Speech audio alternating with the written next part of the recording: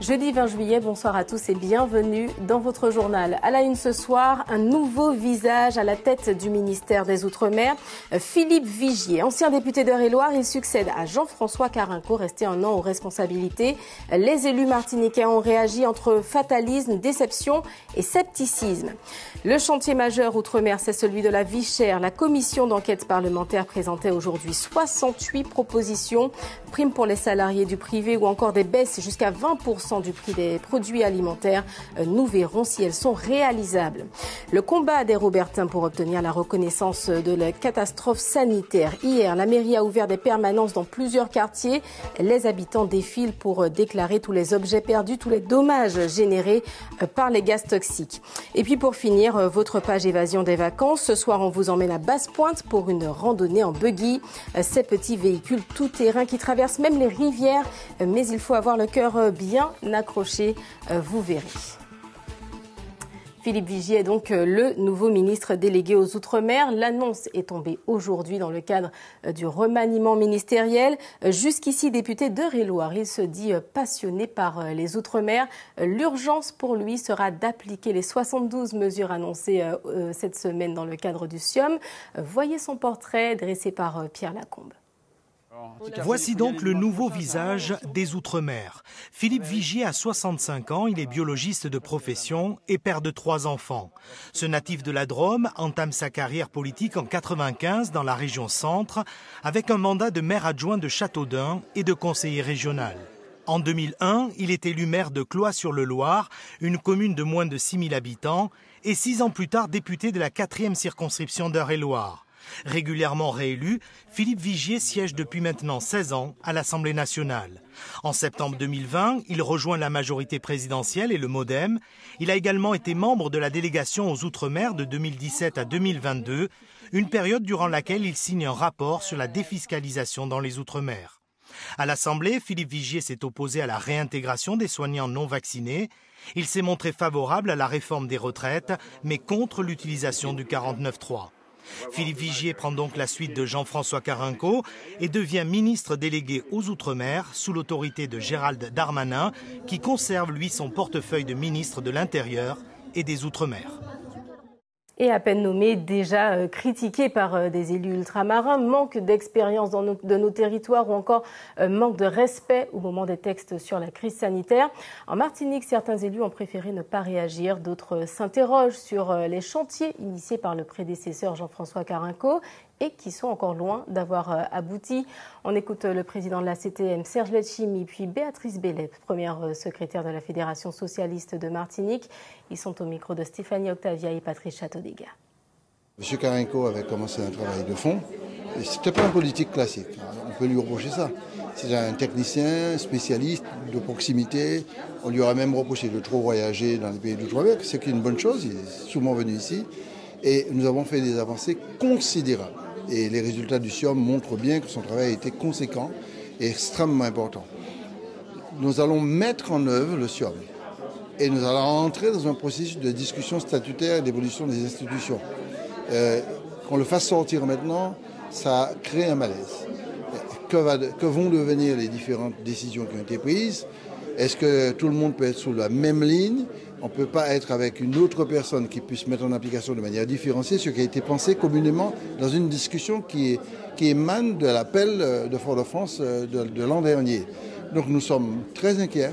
Et bien sûr, s'il y a un nouveau, le nouveau, on verra ce que fait le nouveau.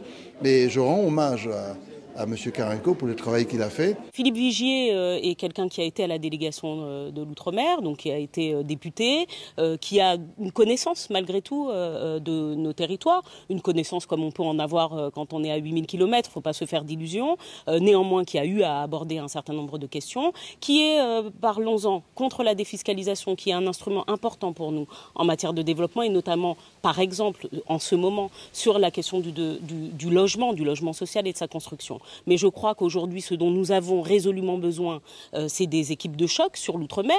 Certainement, nous avions besoin d'un ministère plein et entier. Nous ne l'avons pas. Nous avions besoin d'une équipe pleine et entière qui vienne changer le paradigme martiniquais et qui vienne changer le paradigme des pays des océans dont nous faisons partie. Et nous ne l'avons pas. Donc nous ne pouvons pas être satisfaits parce que nous le voyons bien. Aujourd'hui, ce qui est tambouriné, c'est qu'il faut du développement économique. Or, aujourd'hui, nous nous rendons compte que le développement économique tel qu'il est perçu par ce gouvernement est un développement qui fait monter la précarité, qui fait monter aujourd'hui les difficultés en matière d'éducation, qui fait monter les difficultés de toute façon quotidiennes de vie des Martiniquaises et des Martiniquais. Nous ne pouvons pas être satisfaits de ça.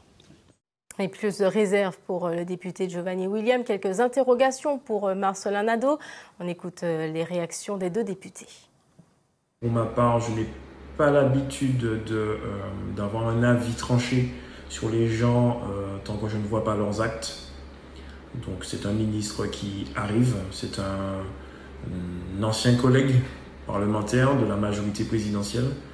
Donc pour ma part, je n'attends pas des merveilles, néanmoins j'attends de lui qu'il soit à l'écoute, mais surtout qu'il fasse ce qu'il faut pour nos territoires. Et nous serons vigilants là-dessus et nous attendons aussi une méthode de travail pour que nous puissions échanger et collaborer, parce que c'est important encore une fois pour l'ensemble des territoires dits ultramarins.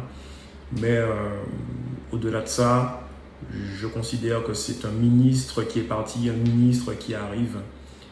Ce qui importe pour moi, et je sais que c'est ce qui importe pour la population, ce sont les résultats.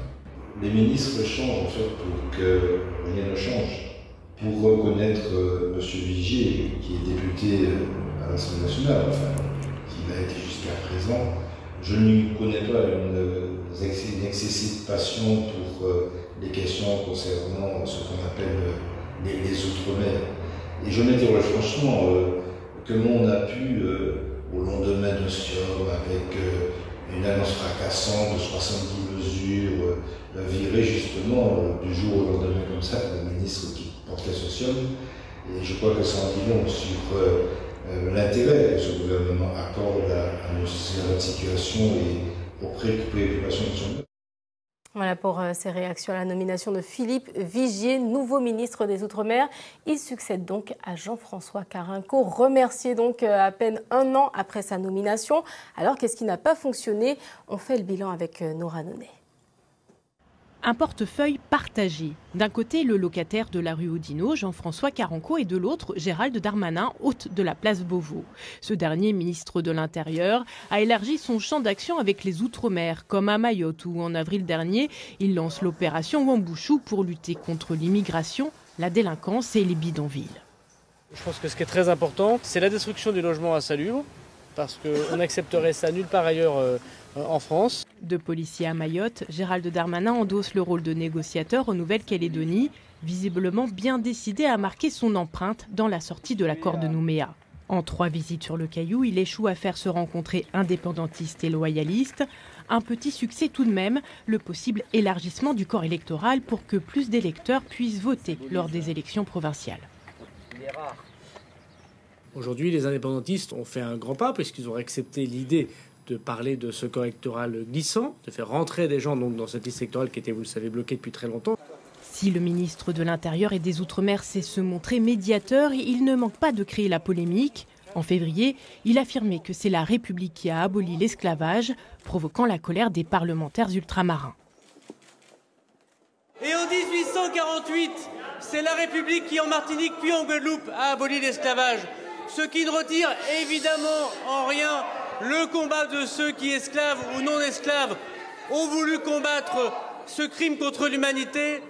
Malgré tout, il poursuit sa trajectoire. En Guyane pour annoncer plus de gendarmes, en Martinique pour lutter contre le trafic de drogue. Gérald Darmanin s'est approprié les dossiers politiques et sécuritaires. Pour son ministre délégué Jean-François Carenco, restent les volets emploi, agriculture et vie chère avec l'extension du bouclier qualité-prix à des secteurs comme l'automobile et le bricolage. C'est déjà pas mal, hein. Franchement, je ne croyais pas qu'on arriverait là. Et l'élargissement du panier est vraiment un truc important. Aux Antilles, il promet un soutien financier supplémentaire aux éleveurs de bovins et aux pêcheurs touchés par la contamination du chlordécone. Pour l'ancien préfet de Guadeloupe et de Saint-Pierre-et-Miquelon, c'est une fin de carrière en douceur au ministère des Outre-mer. Quant à Gérald Darmanin, l'Outre-mer, une manière de contrôler différents champs politiques. Cela lui permettra-t-il de tenir un jour les rênes de Matignon? En tout cas, parmi les dossiers brûlants qui attendent le nouveau ministre des Outre-mer, la question de la vie chère. La commission d'enquête parlementaire sur le coût de la vie a présenté aujourd'hui ses conclusions. Elle propose 68 mesures pour aider les ultramarins à faire face. Une prime de vie chère pour les salariés du privé, une baisse des prix de 10 à 20% sur tous les produits. Les mesures sont ambitieuses, mais pourront-elles être mises en œuvre? Cécile Mar. Taxer les grands groupes pour financer une prime de vie chère généralisée au privé. Voici la proposition la plus révolutionnaire de la commission d'enquête parlementaire sur le coût de la vie. Après 4 mois de travaux et 49 auditions, celle-ci a rendu son rapport ce matin. Monter les salaires, baisser les prix. Son rapporteur Johnny Ajar veut commencer à négocier tout de suite une baisse de 10 à 20% sur tous les produits. Ce sont des marges qui ne se retrouvent pas dans la baisse des prix des consommateurs parce que les prix ne baissent pas. La dernière enquête de l'INSEE de 2022 le démontre encore plus. Les écarts de prix n'arrêtent pas d'augmenter. Donc, il y a des marges, donc il y a des revenus qui ne vont pas dans l'intérêt des consommateurs. Donc, l'idée, c'est de réaffecter ces marges-là et donc de négocier la baisse des prix. Le deuxième élément, c'est de faire une conférence sociale pour augmenter ce serait une prime de vie chère pour les salaires du privé qui serait financée par une taxe sur les grands groupes. Il est également question de casser les monopoles des groupes sur la chaîne d'approvisionnement et de bloquer les prix des produits de première nécessité. Aujourd'hui, vous avez des grands groupes qui sont dans toute la chaîne d'approvisionnement, qui sont à la fois distributeurs, fournisseurs et donc qui maîtrisent la chaîne d'approvisionnement. Ce qui fait qu'ils sont imbattables parce qu'ils sont des faiseurs de prix. Mais toutes ces propositions ont-elles la moindre chance d'aboutir? La taxation sur les super-profits, par exemple, n'a pas pu être mise en place au niveau national. Comment on va faire? Eh bien, il va falloir se battre. Il va falloir s'engager. Donc, il faut aussi discuter avec eux. Il faut discuter avec le gouvernement. Il y aura des mesures qui pourront être prises en légiférant, mais il y aura des mesures qui devront être prises en négociant et en discussion. Johnny Ajar table sur un délai d'1 an et annonce des négociations sous forme d'états généraux, comme un air de déjà-vu. Et pour soulager les foyers les plus modestes, la CTM annonce aujourd'hui la mise en place d'un nouveau dispositif Solidarité Énergie. C'est une aide ponctuelle de 330 € à percevoir entre le mois d'août et le mois d'octobre pour les familles qui touchent moins de 960 € par mois. On va écouter Lucien Salibert, le président de l'Assemblée de la CTM. Il est au micro de Stéphanie Octavia avec Patrice Châteaudégard. Quand vous vous occupez d'une population qui est en situation vulnérable, vous lui donnez de l'eau, vous lui donnez de l'électricité, vous vous occupez de son logement, et vous vous occupez de son assainissement, et vous vous occupez de ses enfants. Donc les enfants, ce sont les livres scolaires, les enfants, ce sont les aides pour le matériel informatique, les enfants, ce sont les écoles, les enfants, ce sont les transports, les enfants aujourd'hui, c'est le foyer aussi aujourd'hui que nous voulons aider au travers de ces 330 € qui leur sont versés. Un mot de la qualité de l'air qui est très mauvaise en ce moment. Il n'y a pas d'amélioration en vue dans les prochains jours. Selon Madininer, la concentration en particules fines dépasse le seuil sanitaire journalier. Le niveau est rouge, vous le voyez. Le sport en extérieur est donc à éviter, surtout pour les enfants et pour les plus de 65 ans. Autre pollution, celle due aux algues sargasses. Combien d'équipements les habitants du Robert ont-ils déjà perdu à cause des émanations de gaz toxiques? Hier, la municipalité a ouvert des permanences dans plusieurs quartiers de la commune pour recueillir les déclarations des riverains. L'objectif est que les autorités reconnaissent enfin l'état de catastrophe sanitaire. Christelle Sivat et Jean-Marc Kenenga. Je suis en train de nettoyer mon dessus de table, voilà, et qui a été vraiment endommagé par les sargasses. Et ceci, je fais ça pratiquement tous les 15 jours. Et je vous informe qu'ils ne sont pas à l'air, ils sont dans le buffet. Ici, quartier four à chaud Robert, les sargasses sont bien présentes et causent des dommages conséquents au quotidien. Depuis 6 ans, Eulalie fait face à l'invasion massive des algues brunes. Les pertes des appareils électroménagers se succèdent. Avec une retraite de 1 100 € par mois, difficile d'y faire face. J'ai déjà perdu 2 réfrigérateurs, 2 lave-linge, 2 claviers et puis aussi un congélateur. C'est pratiquement tous les 2 ans qu'il fallait les changer. Parce que là, je viens de me payer tous mes appareils ménagers. Mais pour combien de temps? Les appareils ménagers, c'est pas donné.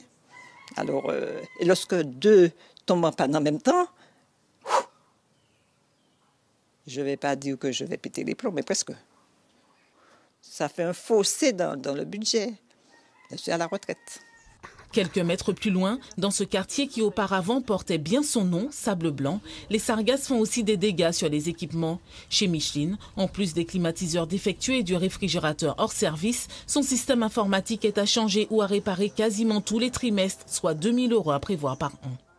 Ce sont les ordinateurs et tablettes et ordus qui ne sont plus effectivement réparables, puisque la sargasse effectivement a mangé soit la carte mère, soit le système électronique à l'intérieur. Si vous mettez un nouveau dispositif, ce serait pareil dans 2-3 mois. Donc, il vaut mieux pas vous engager à réparer 2-3 mois, autant acheter un nouvel ordinateur. Des pertes d'équipement que la municipalité du Robert invite à déclarer lors de permanence. Micheline a franchi le pas, armée de ses factures qui s'élèvent à plus de 3 500 €. Les robinets qui sont devenus noirs, mais voilà quoi.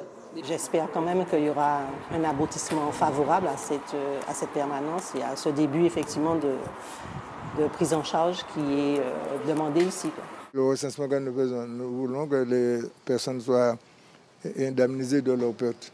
La mairie nous a ouvert déjà plus de 30 ordinateurs. Là, vous souhaitez une indemnisation de l'État, c'est ça? Oui, une indemnisation de l'État pour les collectivités et pour les administrés qui sont victimes. Jusqu'au 28 juillet, les permanences et le recensement des pertes liées aux sargasses se multiplient dans plusieurs quartiers de la commune, avec la ferme intention de présenter un dossier conséquent au gouvernement. L'actualité dans la Caraïbe, c'est d'abord le bilan qui s'alourdit en Colombie après le glissement de terrain survenu en début de semaine. Ce sont désormais 20 personnes qui ont perdu la vie, dont au moins 5 mineurs. 9 personnes sont toujours portées disparues. Ce soir, les recherches sont suspendues en raison des fortes pluies. À Ketam, localité du centre du pays, un hameau est en partie détruit. Un pont aérien a été mis en place. Allez, direction le Mexique pour un hommage à Pancho Villa, le bandit révolutionnaire le plus populaire du pays, tué il y a tout juste 100 ans. Des milliers d'habitants ont défilé à cheval comme chaque année à cette date. C'est devenu une tradition. Le récit de Kelly Babo. Dans la ville de Parral, dans le nord du Mexique, les bruits des sabots des chevaux résonnent dans toutes les rues. Rythmés par les sifflements des cavaliers, vêtus de bottes en cuir et de chapeaux, des centaines de cavaliers font le show en hommage à la figure universelle de la révolution mexicaine, Francisco Pancho Villa. Ce qui est important aujourd'hui, c'est que d'année en année, il y a de plus en plus d'admirateurs du général Francisco Villa. Il y a des cavaliers ici et vous pouvez voir que Villa est plus vivant que jamais parce qu'il y a toutes ces personnes, y compris des enfants, qui admirent le général Villa. Et voici Francisco Pancho Villa, de son vrai nom, Doroteo Arango, un bandit de grand chemin qui répond à l'appel quand la révolution est lancée. Pour ses admirateurs, Villa est un Robin des Bois qui vole les riches pour distribuer aux pauvres. Pour d'autres, c'est un voleur de bétail, un meurtrier de sang-froid qui a pris en marche le train de la révolution sans véritable idéologie. Le bandit d'autrefois est aujourd'hui devenu un héros populaire, célébré en grande pompe. 100 ans après son assassinat, les Mexicains se rassemblent à l'endroit même où il a été assassiné. Il était un héros. D'autres le considèrent comme un méchant et d'autres comme un meurtrier. Mais il n'était pas comme ça. Il a peut-être dû se défendre contre d'autres personnes. Ici au Mexique, c'est un héros. Car personne d'autre n'a réussi à arrêter les Américains durant la guerre. Il n'y a que lui, Pancho Villa. Francisco Pancho Villa Une légende dont la trajectoire s'est arrêtée le 20 juillet 1923, tombé dans une embuscade alors qu'il se rendait à un baptême. Un siècle plus tard, le jour de sa mort est devenu une tradition célébrée dans quasi tout le pays.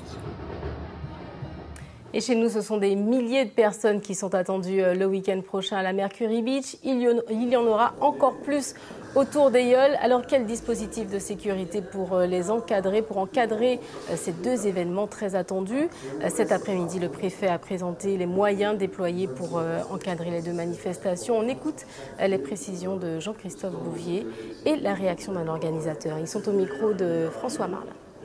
Pour la seule journée du Mercury Beach, vous avez 70, je ne parle que des forces de l'État, 70 fonctionnaires et gendarmes nautiques, gendarmes maritimes qui sont mobilisés, mais vous avez par ailleurs 150 agents de sécurité qui le sont par l'organisateur.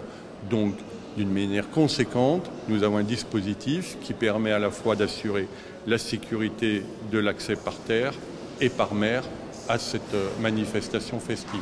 La clé de la réussite, c'est qu'il y a un minimum de civisme, que chacun respecte les règles élémentaires de vie en communauté, et à ce moment-là, je pense que tout devrait se passer.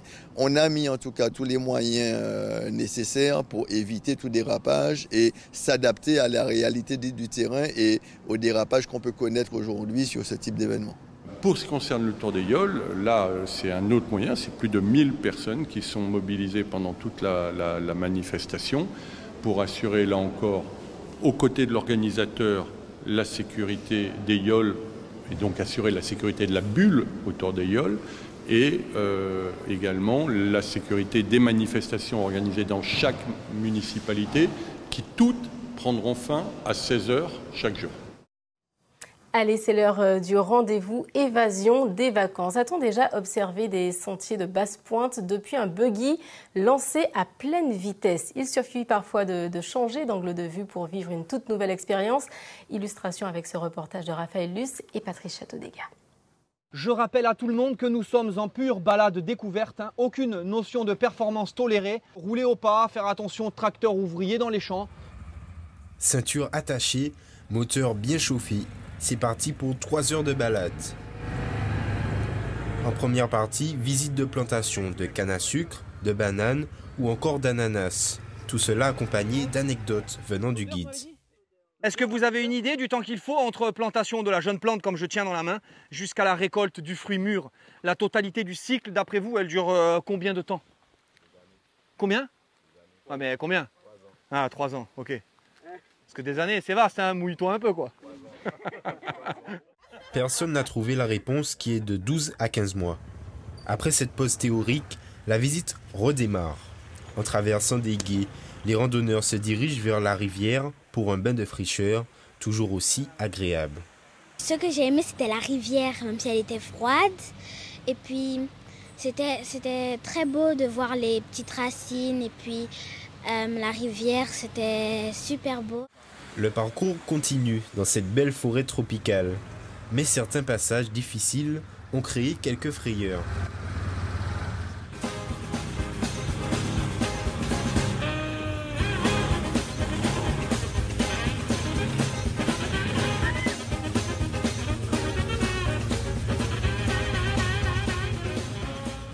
Oh, c'est un petit peu enlisé, je ne sais pas quel est le terme technique, mais au bourbé.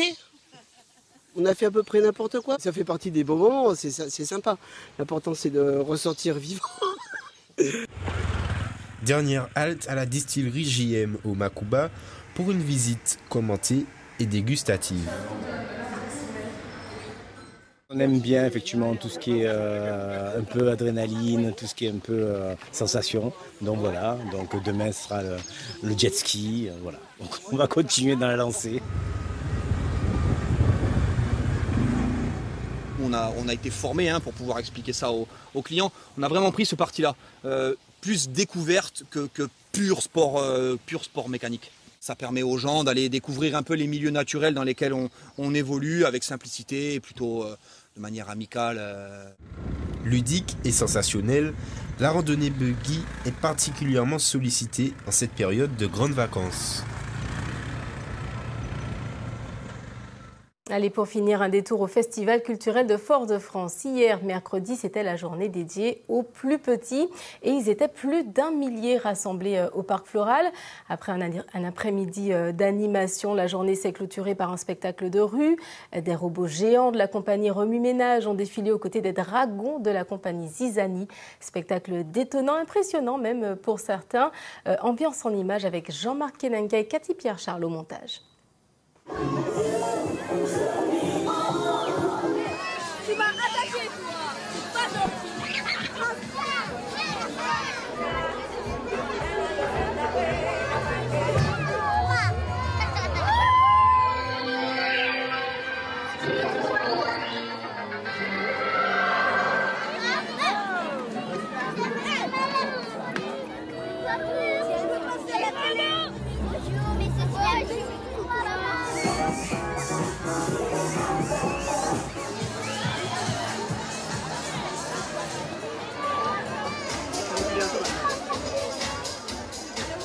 Voilà, c'est la fin de votre journal local. Je vous en rappelle le titre principal. Un nouveau visage à la tête du ministère des Outre-mer. Philippe Vigier, ancien député d'Eure-et-Loir. Il remplace Jean-François Carinco, resté 1 an aux responsabilités. Vous avez entendu la réaction des élus martiniquais entre fatalisme, déception et scepticisme. Voilà pour l'actualité locale. Je vous retrouve dans quelques instants pour le journal national et international. À tout de suite.